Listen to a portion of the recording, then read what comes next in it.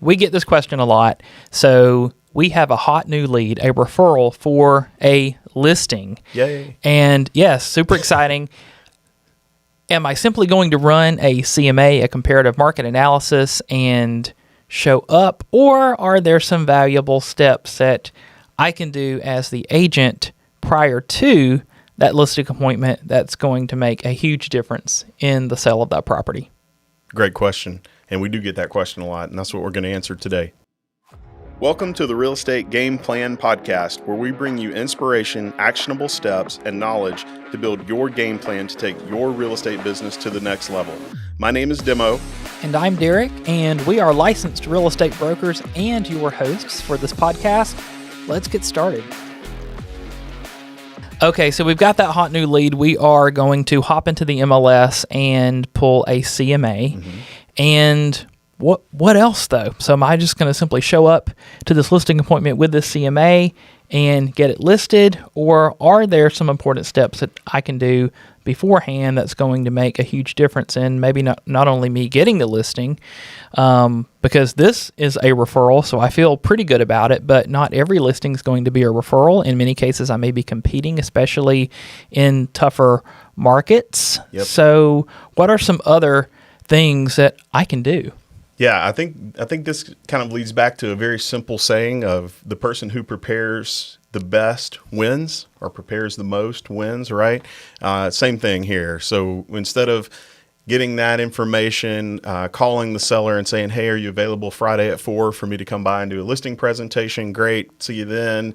Now I'm doing the CMA, like you said, finding the information, as much info as I can find, putting that together and showing up, ring the doorbell, meet the seller. First time I'm seeing the property, walking through, I'm calculating things in my head, like what, the Perfect Mind. What was that movie? Do you remember that one where he was figuring out all of the mathematical equations?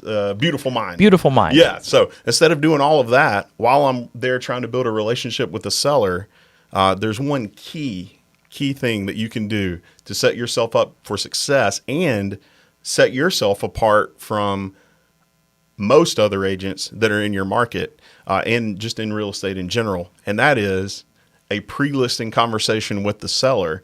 And so people call it pre-listing appointments, pre-listing calls, fact-finding, whatever you want to call it. It doesn't matter. Whatever works for you. Then what you would do is that same scenario, right? I have that seller. Yes, they want to meet at 4. Great.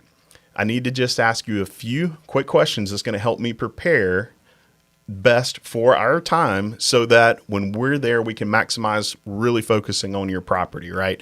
And so that's the way you can phrase it. You can use your own words and do that. But ultimately, we're going to ask a key set of questions to that seller so that we can prepare, so that we can really help them the best way that we can. Yes, because maybe they've done a series of updates since they've purchased the property. Mm-hmm. We can see a lot of things online through tax records, mm-hmm. but are you the individual that has the sole power to sell the property? Or are there other folks that we maybe need to have at this appointment or have on the contract as well? So there's so many things that we can find out, and if we do the pre-listing questionnaire appointment, whatever the case may be, it's going to save us time in the long run. That's right. And we'll actually put a link to our video in the show notes for a video where we break down 13 questions of what to ask that seller on this phone call. You can pick your favorite 5. You can ask all 13, whatever you feel comfortable with, but it at least gives you a good stepping stone for that conversation. And like Derek said, we can research tax records, look at past listings, but unless that property was listed last week and it just expired, it had great pictures and great info, you're probably not going to be able to get an accurate picture of the updates like Derek mentioned. What if they put in a pool over the summer and it hasn't sold, in 10, 15 years? So you're not going to find it on the tax records probably. You're not going to find it anywhere in an MLS system. And so if you didn't know that and you've been comping homes without a pool, all of a sudden you show up at the property and you see the pool floats out there in the backyard, you're going to say, uh-oh. Now I need to calculate this. Now I need to figure this part out. When did you put the pool in?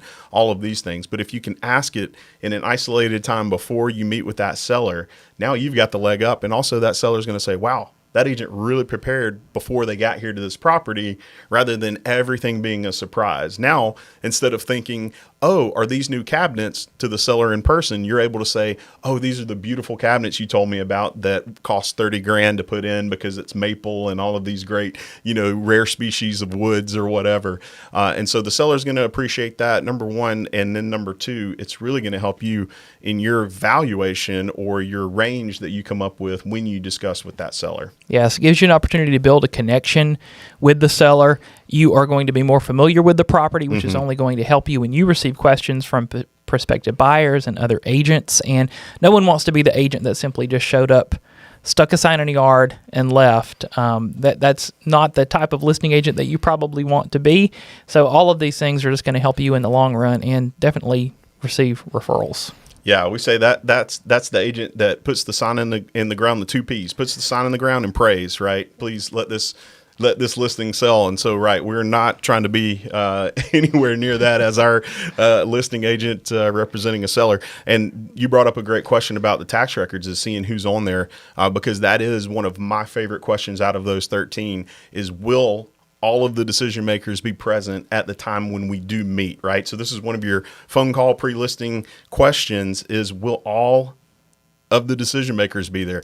The worst thing you can do is go have a great presentation with one of 2 decision makers and then them say, I need to get with my husband, wife, whoever this other decision maker is. Sometimes it's family. Sometimes it's 4 or 5 people, right? So, only having one of them, now they have to relay your great information and your personality and how much you're going to help them and how much you're ready to do it to these other people. And maybe those other people already have someone in their mind. So that can be a real, drain on all of your time and energy. So that's a key one. Also, why are you selling? Sounds so general, and they want to move, right? Well, of course they're moving.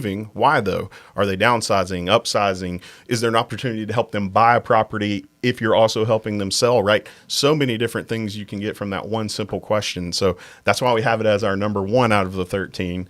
The decision makers, obviously, the question in there. And then you can read the whole list that we post for all 13 questions. But another one is, what are you looking for in the agent that you ultimately select to list your property? Again, you're going to get a wide variety of answers from the seller. But if they say, I want the agent who's going to market my property on social media more than any other home that I see there, or I want the one who's going to send out postcards or take drone photography or sell it for the most amount of money, right? Probably going to be your first answer. So you might want to get a second answer. Well, what's your second most important thing, right? So that you can really focus on those things. So at least you're prepared going in. You're essentially practicing before you go to the Super Bowl. You're doing all the things that you need to do before you get there, knock on the door and say, wow, this is a beautiful home. Thanks for having me out here today. Yes, because it's a two-way street. So you are setting yourself up for success because you're finding out how much communication, what their favorite communication style is. I know some listing agents like to communicate with their sellers once a week, even if it's just simply to say, look, nothing has changed this past week. And it also gives you an opportunity to express to the seller what you expect from them, because every seller is different, just like every agent is different. Yep. And if it's going to be difficult to show this property, that's something that you want to know up front too. Mm-hmm. Yeah, great points, Derek. Well, that's all we have today. Like we talked about, we will post a link to the video for those 13 questions. We'll also post those 13 questions in the show notes. We'd love to hear from you. Are there any that you think we've left off that you love to use? Are there any that are your favorites out of the 13? So thanks for watching and listening today, and we appreciate it. Yeah, we appreciate you. You've been listening to the Real Estate Game Plan podcast. Don't forget to like and subscribe on YouTube and leave us a 5-star review on your favorite podcast platform. Thank you for listening.